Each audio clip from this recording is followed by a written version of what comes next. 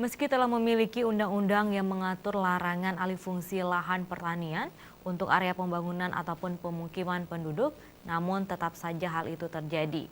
Alih fungsi lahan pertanian berubah menjadi kawasan perumahan atau pemukiman penduduk.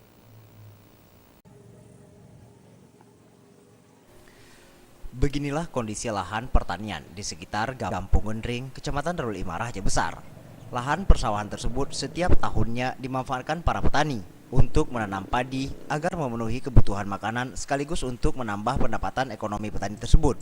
Namun dalam beberapa tahun terakhir, area persawahan yang ditanami padi warga tersebut telah beralih fungsi menjadi kawasan perumahan. Meski pemerintah telah melarang lahan pertanian, baik area persawahan dan lainnya, dilarang untuk dirubah menjadi kawasan perumahan, baik komersial maupun bersubsidi pemerintah. Namun sejumlah pengembang di Aceh, baik di Banda Aceh maupun di Aceh Besar, telah mencaplok area produktif pertanian ini menjadi perumahan. Pantauan Aceh TV di area sawah yang berubah fungsi menjadi kawasan perumahan marak terjadi di kawasan pinggiran Banda Aceh, seperti di kawasan Cot Iri, Kecamatan Kurung Barunajaya, Darul Imarah, dan beberapa kecamatan lainnya di Aceh. Jika kondisi persawahan tanpa turun tangan pemerintah, maka bisa dipastikan lahan produktif di Banda Aceh dan Aceh Besar akan berubah menjadi kawasan perumahan dan perkantoran.